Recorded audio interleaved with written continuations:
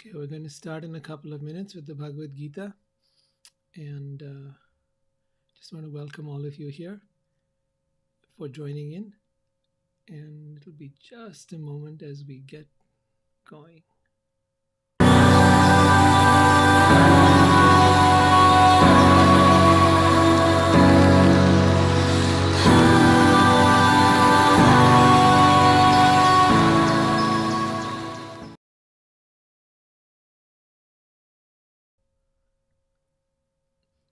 Hi, once again. Today we are on the 13th chapter of the Bhagavad Gita, and as we proceed, I would like you to keep in mind, if you have any questions, you're welcome to ask, but please raise your hand before doing so that we can keep it somewhat orderly. All right? Thank you and welcome. So, the 13th chapter of the Bhagavad Gita, Krishna is talking about material nature, the world we live in. And today I was thinking of a very interesting idea. I'm going to tell you in a few minutes, but we've been talking about something these days. It's hot in the news. It's called the Metaverse. I don't know if any of you have heard about it, but if you have, it's because I think Facebook went out and they said that they are launching themselves with a new brand name called Meta that is based around the Metaverse. The Metaverse is basically going to be a digital universe. It's going to be your digital world, and each person will eventually, just like we have our identities in this world, they're going to have a digital identity, and that digital identity will be your avatar. That avatar will be will be something that will be of great value. You will end up, literally you will be buying clothing for it. You will be buying gear to make yourself look, just as we try to look unusual, try to look unique in this world, we will try to make ourselves look unique in that digital world. Now you may think, oh, this is very far away. But actually, it's not. It's the next evolution of the internet. Why am I bringing all this up? Because this is a tremendous way to understand what the Bhagavad Gita is talking about. The Bhagavad Gita says that we are, just like in that VR reality, we are similarly virtual beings. You see, in that virtual world that they're about to create, that digital universe that they're about to create, there is an entire world with land and with property there, which you can actually buy right now, physical property, right? And your form and everything else. So given all of that, you're going to find yourself in a different world. And that metaverse, that world, is a simulation of this world. And this world is a simulation of another world. There's many layers of understanding this. You see, the person who's operating the metaverse is the person behind the goggles, and it might be glasses later on, but right now they're these VR headsets. But behind the VR headset is a person, right? Or later on, if it's glasses that you have and you have something called AR, that is augmented reality, where you see part of this world and part of that digital world. Instead of looking at your phones, that's what you're going to be doing in the next few years. It is happening one way or the other, but it's just become a great way to explain what the Bhagavad Gita talks about. So the Bhagavad Gita is telling us that we are this whole body, this whole world that we live in is a virtual reality. This is not what you've been taking it out to be. And the chapter we're on, 13th chapter of the Bhagavad Gita, is actually talking about this 5,000 years ago. That's what makes it so phenomenal. Thank you all for being here. It's my pleasure. It's an honor. It's just wonderful to have all of you. Thank you, Alex, for joining, and Kundan, and all the rest of you that have been coming so regularly. Mariah, Amanda, Somesh, Swati, Vyasdev. It's wonderful having you here. And thank you for all the commitment and loyalty you've had in the past almost couple of years that we've been doing this. So let's dive into the Bhagavad Gita, chapter 13, text number 20. And Krishna is saying here, material nature and the living entities should be understood to be beginningless. Beginningless. He said this in the beginning of the Gita as well. He said, "Never was there a time when I did not exist, nor you, nor will there ever be a time when we shall cease to be." I don't know if you ever deeply thought about this, but recently I was reading about some research done on gratitude, and they said one of the most important ways in which to experience gratitude in your life is to do what the Stoics used to do. And what they did was, this is the time of the Greeks, this is the time of Marcus Aurelius. And what they would do is they would focus on mortality, on their mortality. And the Bhagavad Gita does the same thing. It focuses us, it begins with, it centers us on our mortality. Because once you got that down, then you have life down in a way that most people do not. Most people experience anxiety, they experience fear, they experience depression. But when you understand that this world is a temporary, transitory, momentary, virtual reality, you don't take it so seriously. You don't get so hung up about the little things. You start to focus on what really matters. You start to inquire about what really matters. And so here Krishna is saying that material nature and the living entities should be understood to be beginningless. Their transformations and the modes of matter are products of material nature. In other words, all the changes you see in material nature, we don't just mean nature itself, but it can be your body, it can be the world around you, it could be everything that is happening, including the events of this world, are all aspects of the material nature. They're working under a particular influence called the material nature. In Sanskrit, that word is prakriti. Now, we as human beings are trying to control material nature. But we never stop to ask. Material nature existed before we did.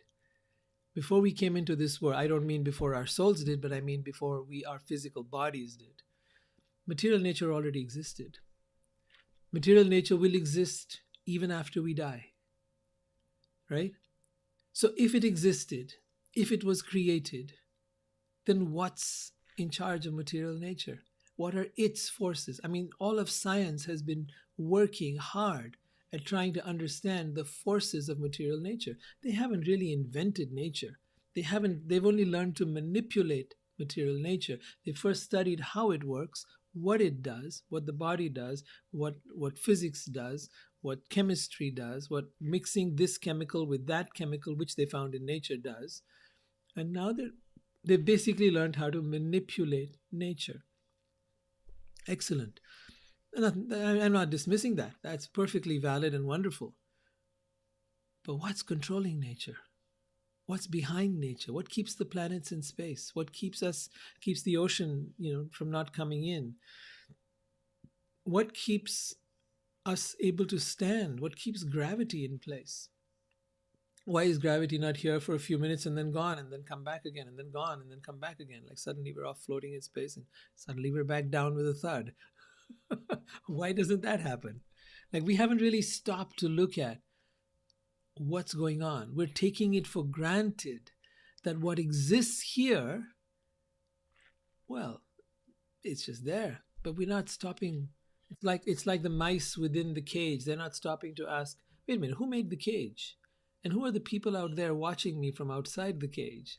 What's this all going on? Why am I in this treadmill? Wait. Am I being a guinea pig of something? So many people speculate that this world is actually a simulation. That's the term they use. Have any of you heard of that? If you have, just raise your hand. I'd love to hear what you've understood of that. Or if you are on YouTube or somewhere else on Facebook, then just make a comment and I can throw it up on the screen. Anybody heard of the idea of the universe being a simulation?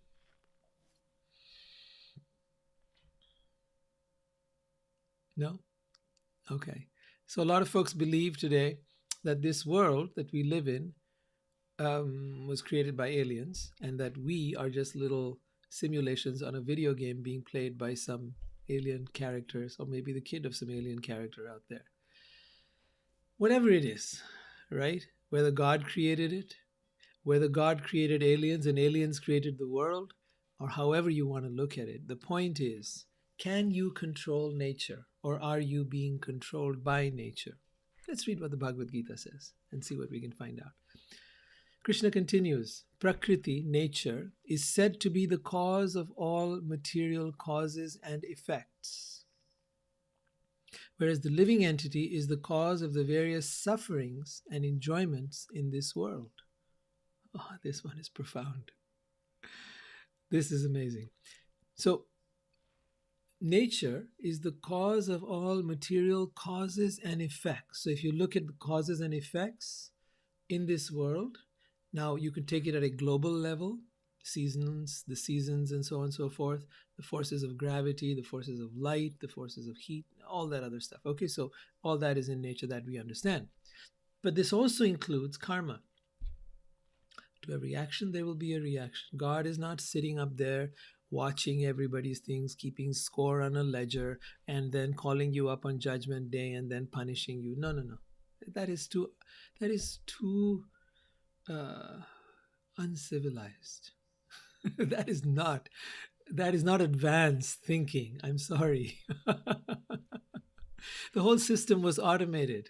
Okay, automated action reaction. You were supposed to experience what the reactions to whatever you're thinking, to whatever you're doing, and to whatever you're feeling. Reactions. And those reactions could be immediate from someone. Let's say I hit somebody and then they hit me back. Well, okay, I got my reaction. They could be delayed and they could be very delayed. So some reactions are, so reactions could be thought of like seeds. Some seeds, like weeds, for example, sprout immediately. And other seeds will take a little longer, maybe a few days, maybe a few months, maybe a few years. And some seeds might take many years. I hear the mango tree takes maybe 10 years. I don't know. Don't quote me on that. But in any case, sometimes people ask, well, why is this person who treated me so badly and hurt me, why are they out there enjoying their life? And why am I suffering and they're enjoying their life? Why don't they get the karma for all that they did to me? The karma comes in its own time. And it comes at a time when it's just right. And it hits you right where it matters and right when you least expect it. So a lot of times we experience things like that. Things come to us at times when we least expect them. And then we go, why me? How could this happen to me? We don't know and don't see what may have occurred either earlier on in this life or in a past life. We don't know. And furthermore, there's all of our thoughts and action and emotions that are creating, constantly creating the world we live in. It's amazing that we don't realize how much of an impact we have on creating our own life. The moment you realize that, the moment you become cognizant of that, it's not just about some law of attraction. It's about every single moment. Every single moment, every single thought, every single vibration you're putting out there is creating the experience you're having. For example, if you're in a bad mood and you step out in the world looks like a pretty rotten place. You get focused upon how dull the weather is and how cloudy everything is, and you're in a funk, and so that's what you see. But if you're in a good mood, you've just won the lottery, you got a raise. It doesn't matter that the weather is cloudy. It doesn't matter what's going on, it doesn't matter how noisy the street is. You're in a great state. You're ready to celebrate it. You're having the time of your life because you got what you worked so hard for. That's essentially all it is. So he's saying here that all of the karmic stuff is being taken care of by the modes, by nature. Now, the living entity is the cause of the various sufferings and enjoyments in this world. I've heard it said by someone that pain is inevitable Everybody will suffer pain at some point in some way or other, but suffering is optional. What causes suffering? 9 out of 10 times, in my experience, working with people day and night, what I find is that suffering is self created. We have thoughts and emotions that cause suffering. And we don't realize very often that we are in charge of those thoughts, and we can steer those thoughts and emotions.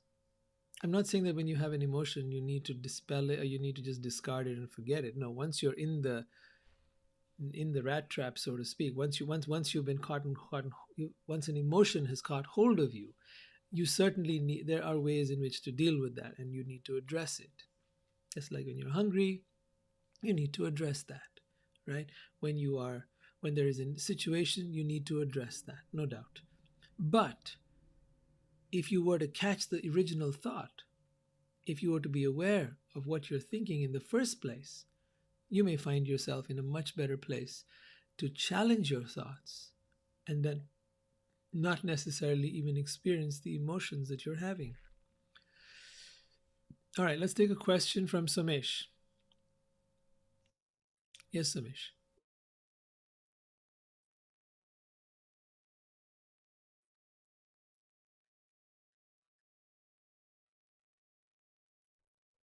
Ye-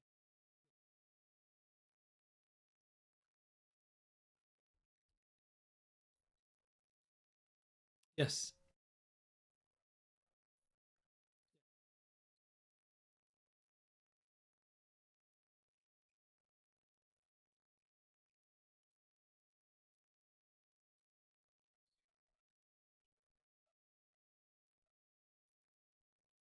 Somesh, you have to wait.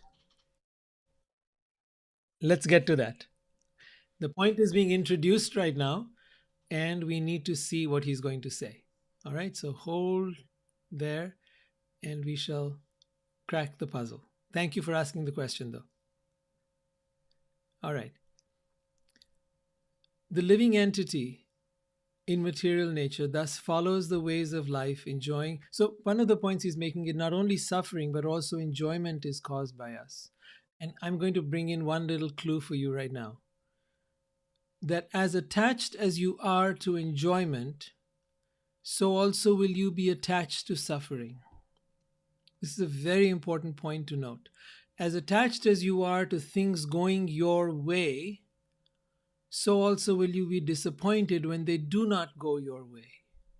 As attached as you are to your thinking, your feeling, your needs, your desires, when those do not get met, you will suffer. So, both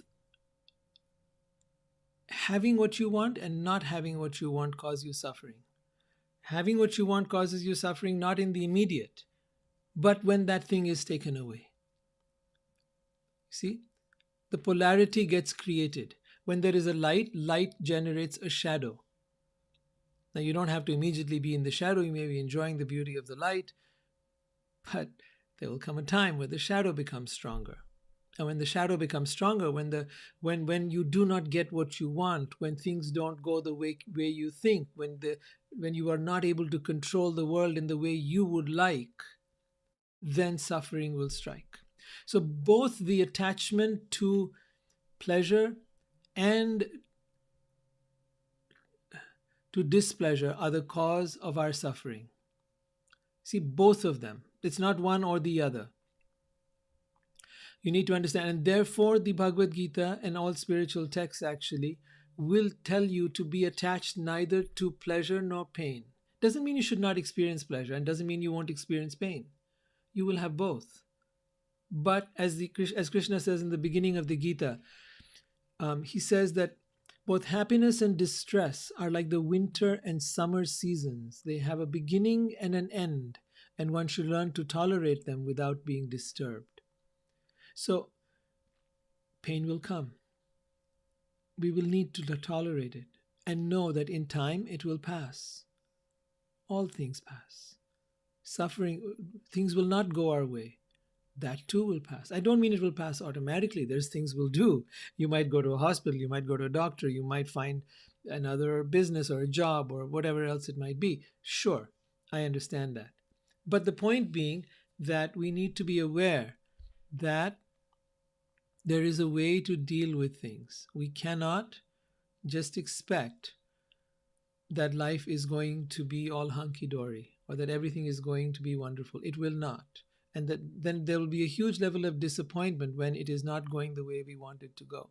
So be very clear. Spiritual texts are always telling you this: do not be attached to either happiness or distress.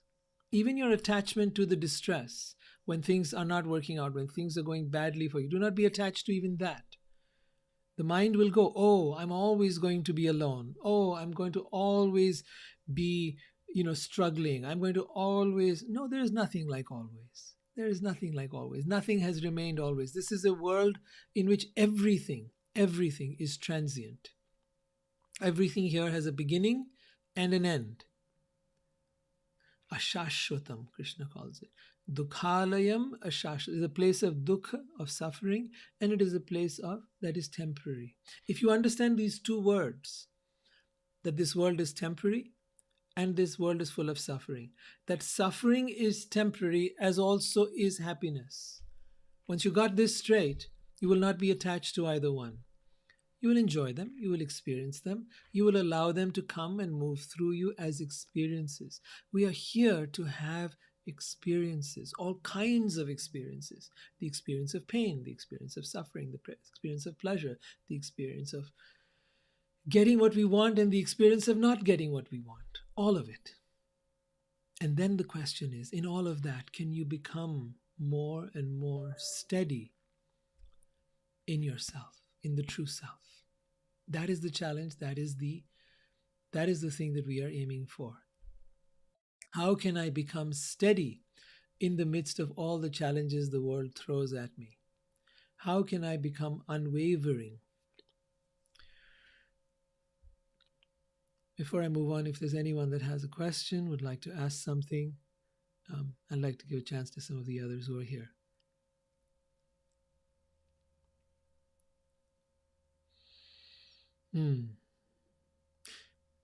Chapter 13, text 22. The living entity in material nature thus follows the way of life, enjoying the three modes of material nature. He will explain in a bit what the three modes are, so I won't get into it right now. There's goodness, passion, and ignorance. And he'll explain in a little bit what that is about. This is due to his association with that material nature, and thus he meets with good and evil among various species. Now, association with material nature. In a moment back, we were talking about being attached to the things that happen in this world. I'm going to go one step further. Being attached to this identity. Right now, you're attached to this identity, this body, this person, this mind, this ego, your achievements, the culture you're from, the race you're from. You're attached to that. You're attached to this identity, this story that came with this body and with this lifetime. You're attached to it. But in every life you've had a story, and in every life you've had children, family, body, possessions. Where are they today? Gone. You don't have any of them. In this life you went out and you accumulated so much more. This too will be gone. This too will have no more meaning. This too will be forgotten when you leave this body. So meditate on your death, on your mortality, because then you begin to see none of this is lasting. None of this is lasting. So while you're here, have the experiences.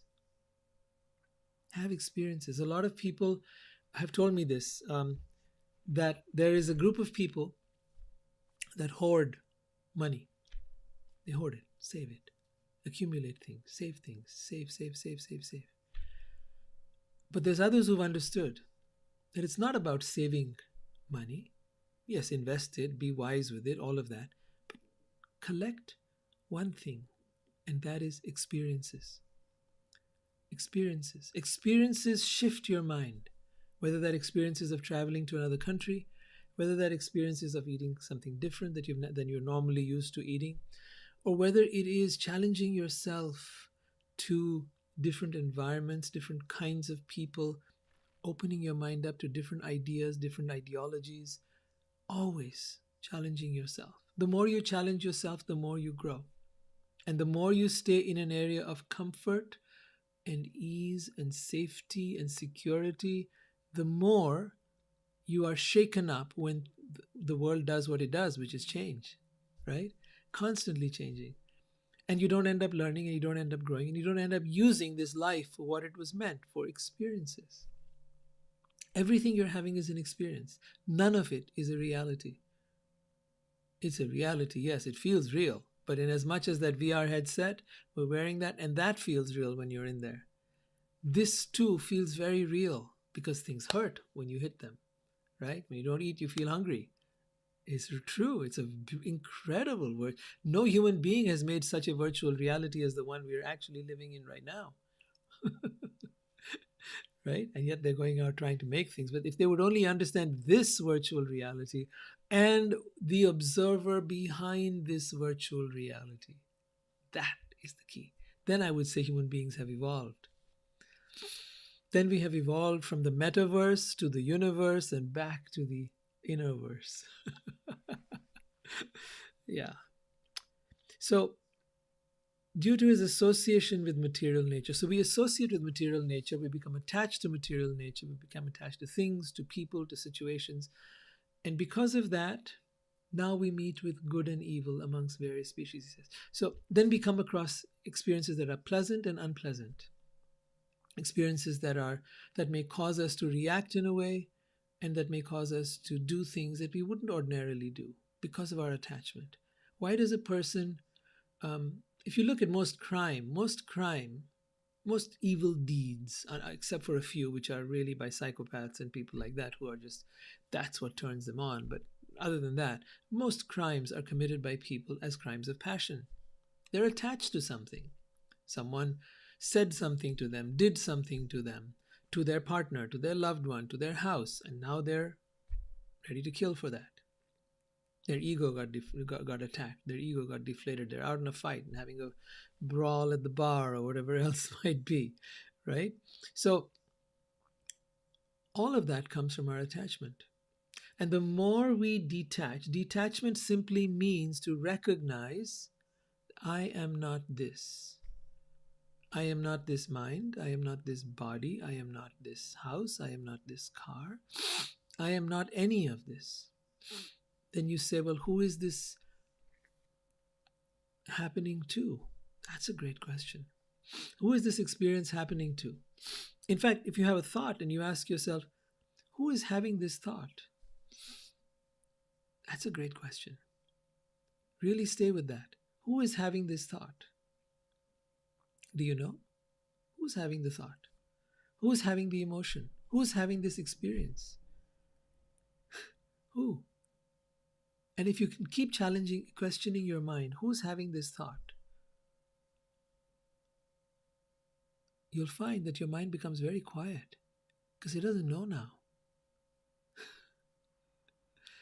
In fact, I learned of a very wonderful technique for quieting your mind. One of them was this: who's having the thought? And just persist with that. No, I want to know who is having the thought. Keep persisting.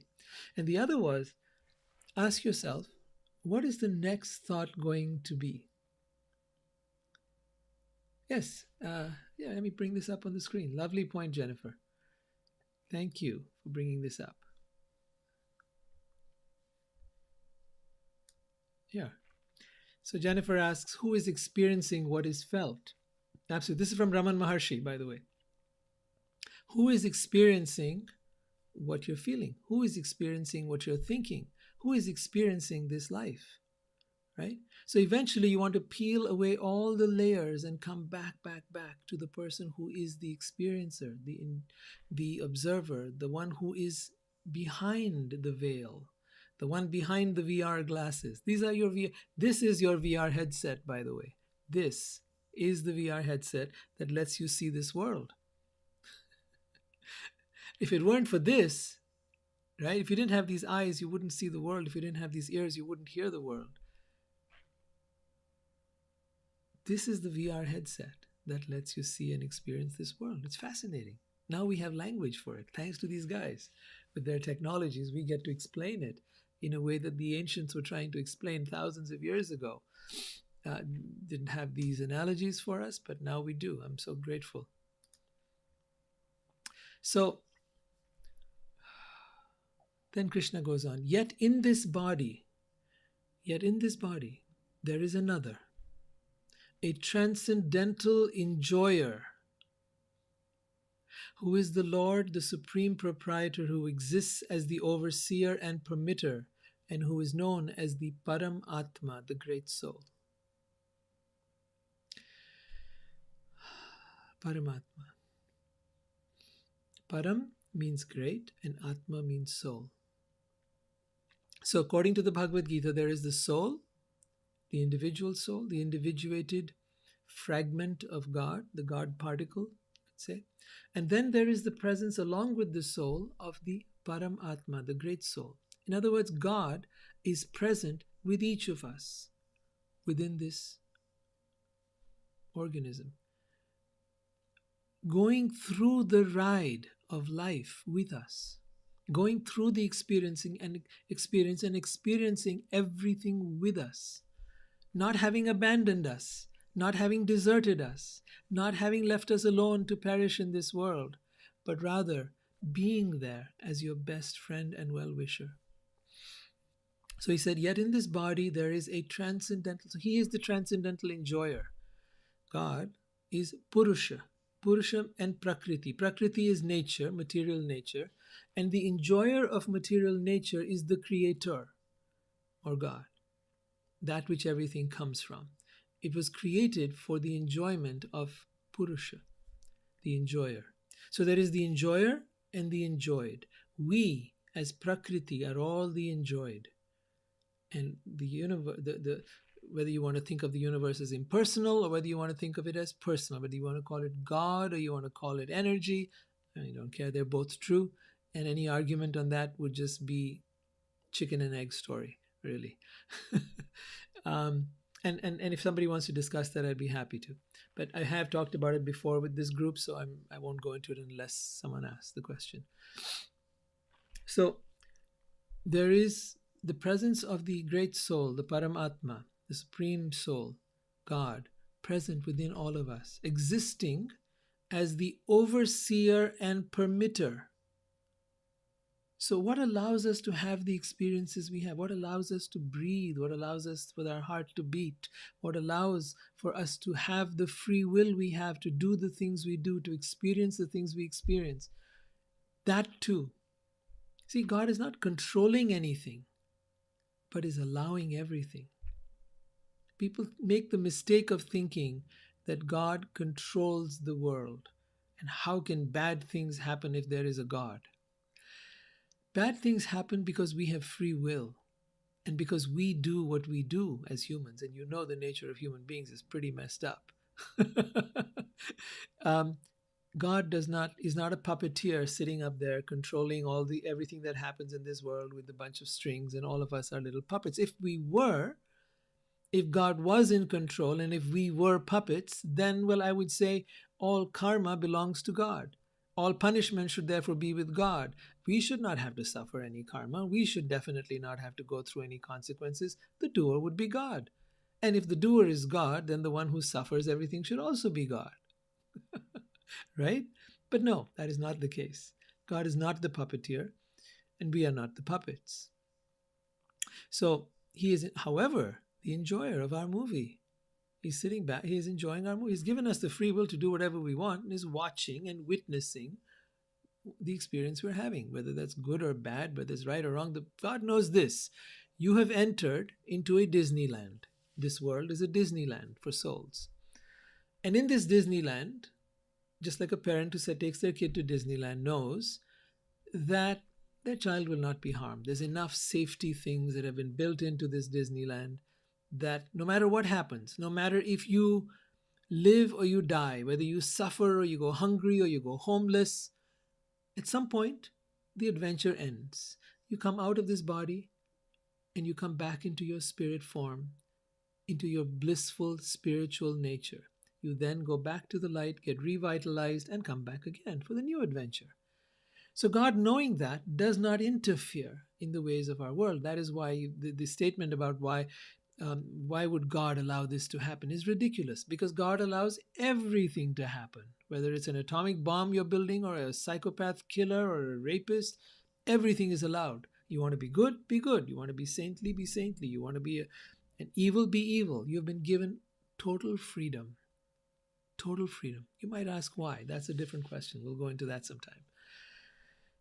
So, therefore, as the overseer and the permitter, God is present with each of us. I'll take a question now from Somesh. Somesh, what is it you got?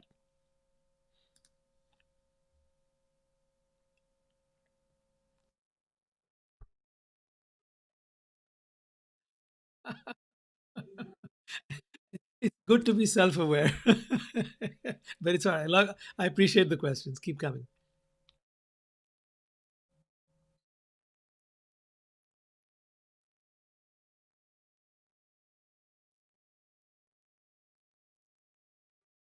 Mm.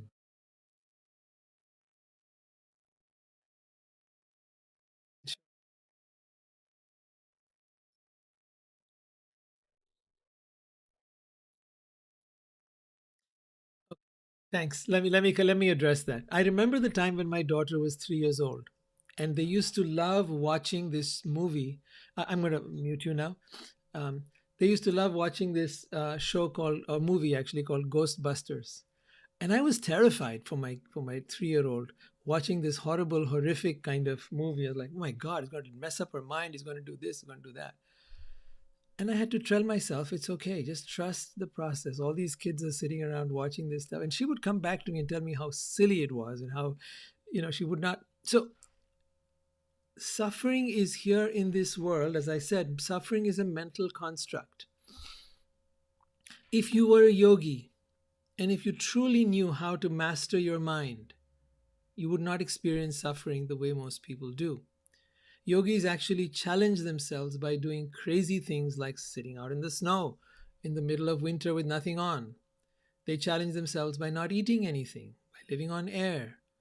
They challenge themselves and come to a place where suffering does not the normal sufferings that everybody else tries to avoid do not occur to them. They end up living longer lives, being healthier, being younger, all of the things. Of course, eventually everybody dies.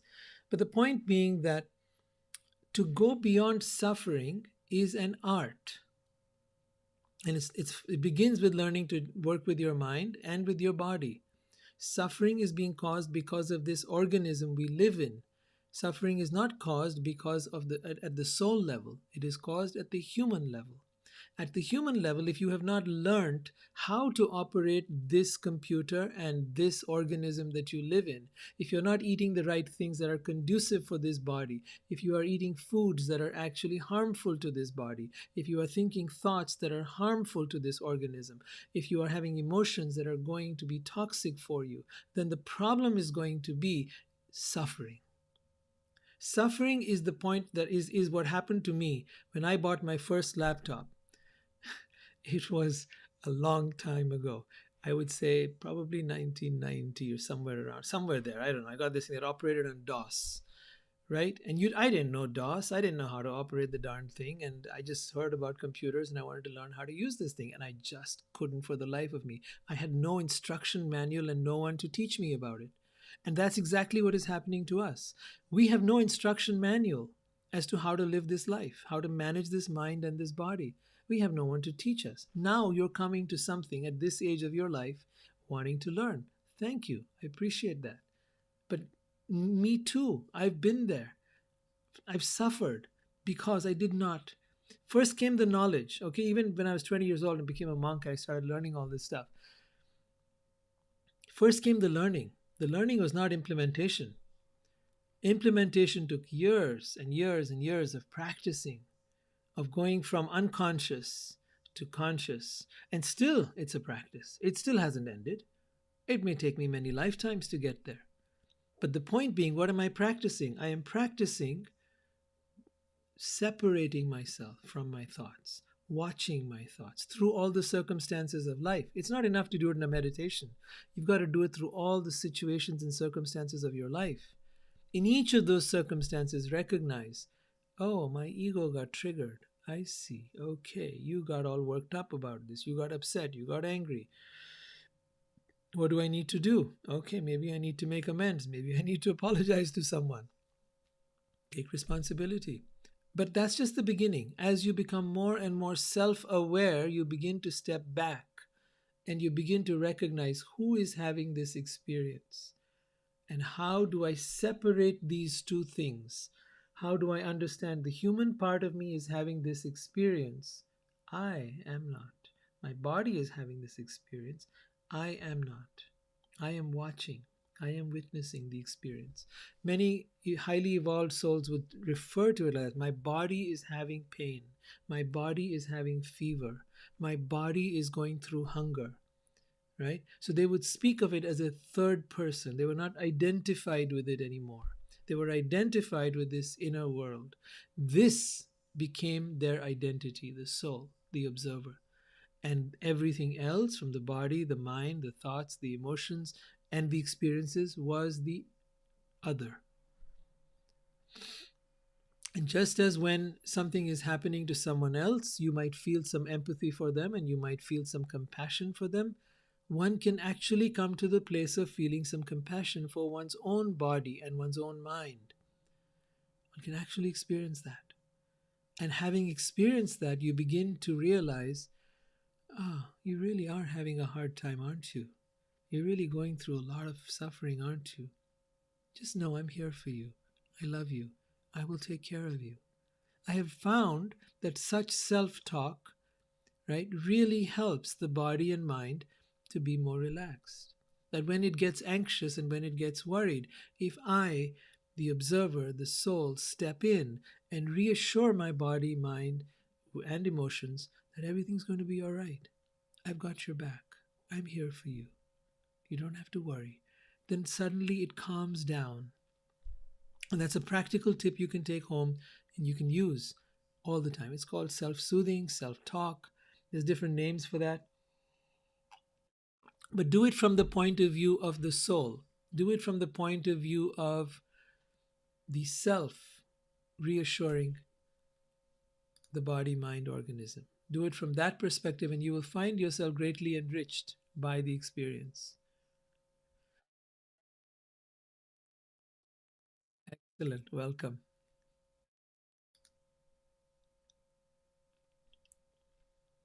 All right, let's continue. Anybody else have a question? Does anyone else like to ask something? Is anyone having a thought, a realization, a awakening, an aha moment? If there is something, please feel free to ask.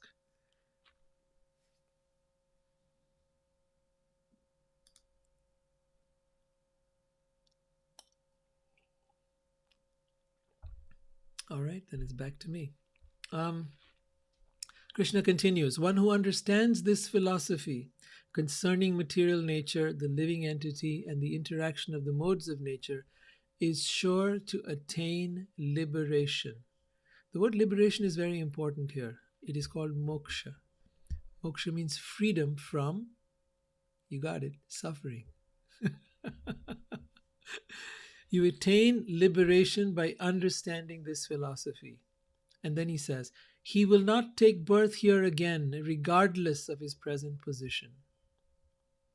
So understand what is here, act on it, and you will become free from suffering practically. It is not some promise that in heaven you will become free from suffering. It is a promise that here and now you will become free from suffering. I've seen it personally in my life that as the thoughts become less and less and less, the suffering also becomes less and less and less. There's different kinds of suffering. There's adi bhautik suffering, which is suffering caused by nature. I found that to decrease. Adi devik, is the sufferings caused by nature, right? So I've seen that no matter what the influence of nature is, if you simply accept life as it is unfolding, whether the weather is hot or cold or gray or sunny or whatever it is, If you don't resist it, if you don't fight it, you do not suffer it. The Nadi Bodhik, that is the suffering caused by other living entities. That can sometimes be a problem. I still find myself struggling with that one.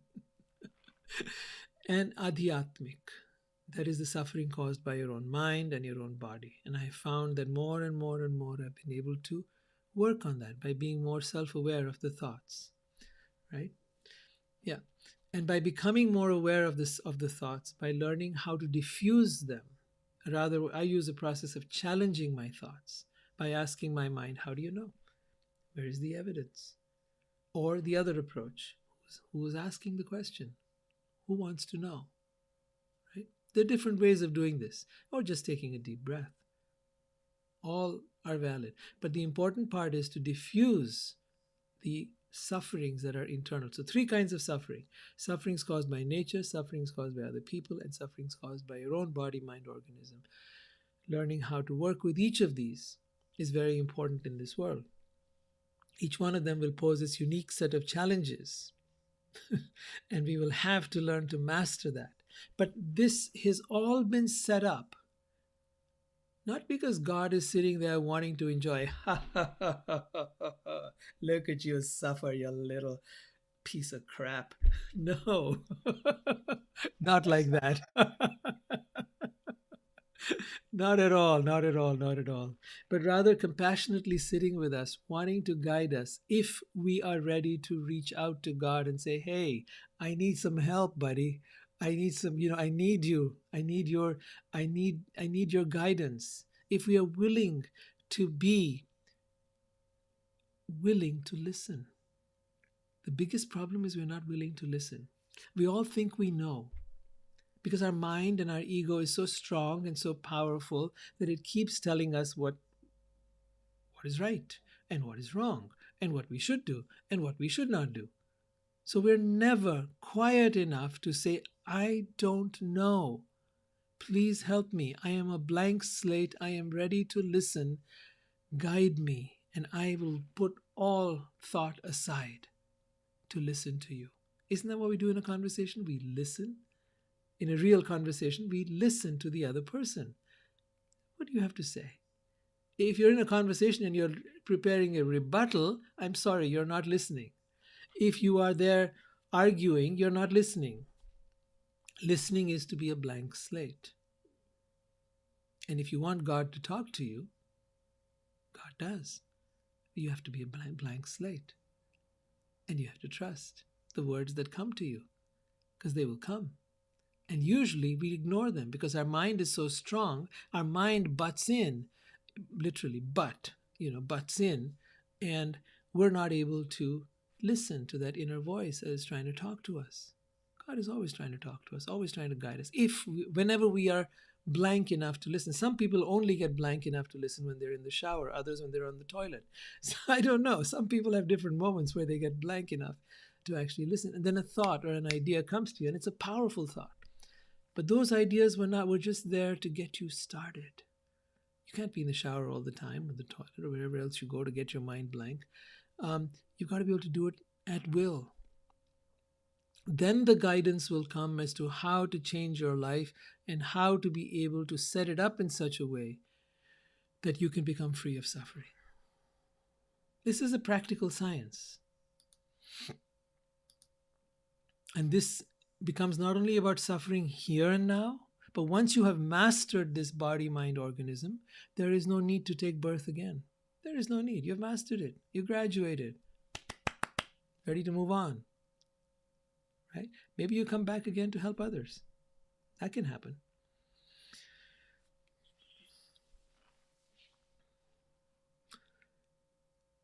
Text number 25. Some perceive the supersoul, the Paramatma, within themselves through meditation, others through the cultivation of knowledge, and still others through working without karma, so the karma yogi, the jnana yogi, and the dhyana yogi. That means to say the person who learns to work without attachment to the fruits of their labor. That is one kind of person. That's the karma yogi. The person who learns through knowledge, like reading the Bhagavad Gita, the cultivation of knowledge. And finally, the one who experiences through meditation the presence of God within themselves. All three of these will be able to experience the Paramatma. Again, there are those who, although not conversant in spiritual knowledge, begin to worship the Supreme Person upon hearing about him from others. Because of their tendency to hear from authorities, they also transcend the path of birth and death. So sometimes you may not know, but you may hear from various teachers, like Prabhupada, the person who has translated this. I'm just trying to represent whatever little I know. But you may learn from someone, and that too can help you lift off from the cycle of birth and death.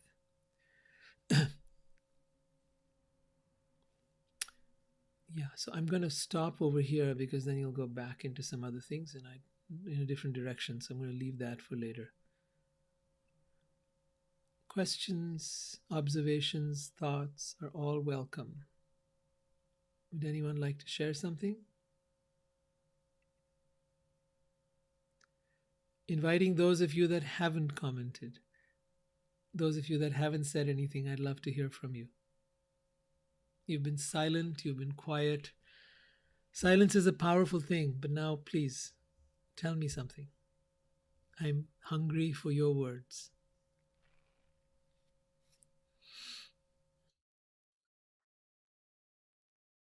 Oops, hold on. I'm not sure why you're echoing. Okay, good. That's fine. You're good.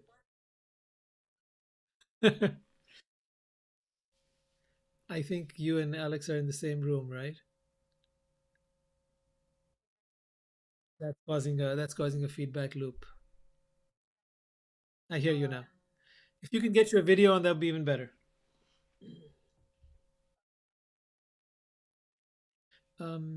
Yeah. Okay, so you've got a problem with that, don't. All right. Um,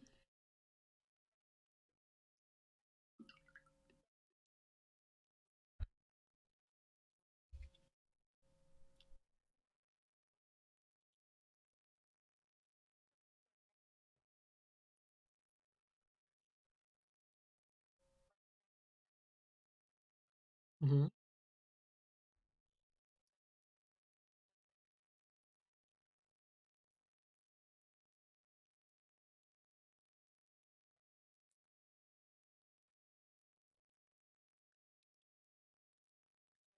Mm. Okay, I get it. I love the question. Thank you so much. This is brilliant. Um, why would we come? Okay, this is I've often posed this to so many people and they have no answer. So that you say we came from heaven, or you say we came from the light, or whatever it is. Why would we come here to go through this whole darned experience? And then the whole point of which is to go back to where we came from? Like really? This is insanity multiplied by infinity. Okay? Like this is really, really ridiculous. What kind of intelligence would want us to do that? Right? If we were already perfect beings, if we are already spirit beings, then what is the need for anything further? Is that about your question, Jazz? Okay. Thank you. Um, one word, one word, and that is expansion. You see, everything in this universe is expanding. The universe itself is expanding. And although we think of God as being perfect and we think of the soul as being perfect, perfection is constantly expanding. We think of perfection as an endpoint. We think that there is something ultimate out there and that ultimate thing is static. That is not true. It is constantly, okay, so there's a paradox here. It is perfect and perfection is constantly expanding further. At whichever level you catch it, it is perfect. And yet it is expanding further. So we come here as part of a universal expansion. Now, whether your role is in being the good guy or the bad guy, you are still contributing to that consciousness. Think of the internet. The internet has no value by itself. The internet has value because of you and me. and the millions of other people connected to it. We are sending data into the internet, which is causing the internet to expand and which is causing it to explode in so many ways. In much the same way, everything you and I experience, the good, the bad, the ugly, the suffering, and the pleasure, is all data going back to consciousness. And the result of that is consciousness is expanding further and further and further through all of our experiences and all of our experiments and all of our ups and all of our downs, through the creation of our civilizations and the destruction of our civilizations. Consciousness is constantly expanding. In all of it, there are no victims and there are no losers. No matter what experience you've had, no matter that you were, let's say, in Hiroshima, Nagasaki and got bombed out of existence, or you were caught in a war somewhere, or you were raped or abused, or whatever else happened to you, your soul is unaffected by all of it. Absolutely unaffected. You went on a ride in Disneyland. You came out having experienced a bunch of stuff, your soul having matured and grown and evolved in the process. Not only did you expand, but consciousness, the source from which you came, also expanded. So we are all part of the contribution to each other. We are all causing each other to grow and expand. We are causing God to grow and expand. Now if that sounds sacrilegious to you, I wouldn't blame you. But if it makes sense to you, I'd love to know.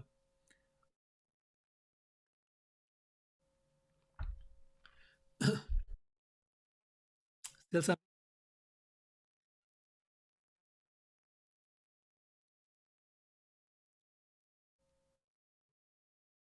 Well, the first thing you need to know is paradox is the nature of the universe. Just as there is light and there is dark, paradox is the nature of the universe. The point is that when you hold one side of the paradox, you will have an emotional reaction to it. Okay?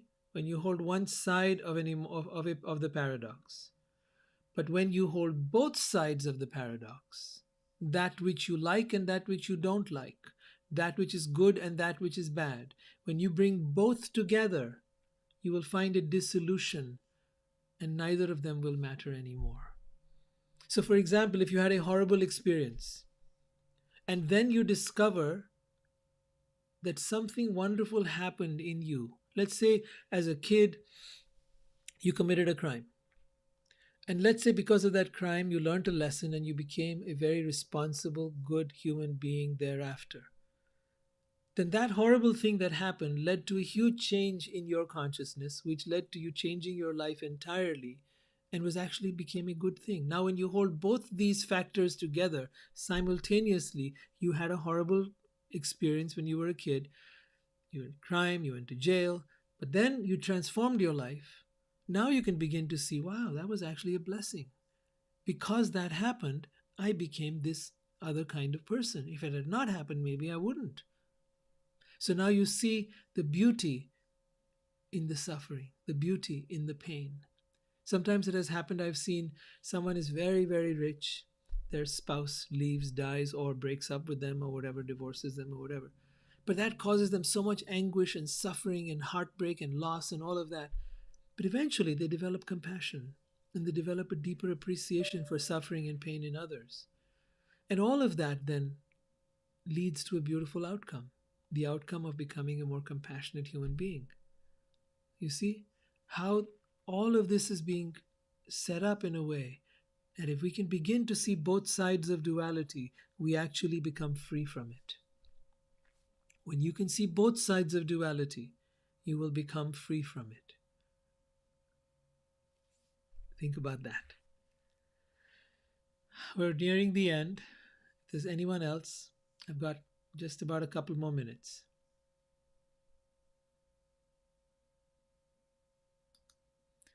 We're starting a new meetup in just about a few minutes. It's the Loving Soulfully meetup. So those of you that would like to stay and talk about relationships, hang on in here and we'll be with you in just a moment. For the rest of you that are here, thank you so much. We're ending the Bhagavad Gita for now, and I'll see you next week. Those of you that would like to stay on for loving soulfully, please do. I'll be back at 8:15. We'll start. This link will stay on, but I'll just mute my video for a little bit and audio for a little bit. Thank you, Amanda.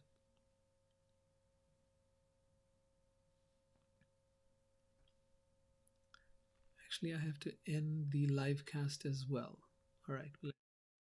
You're welcome. Take care.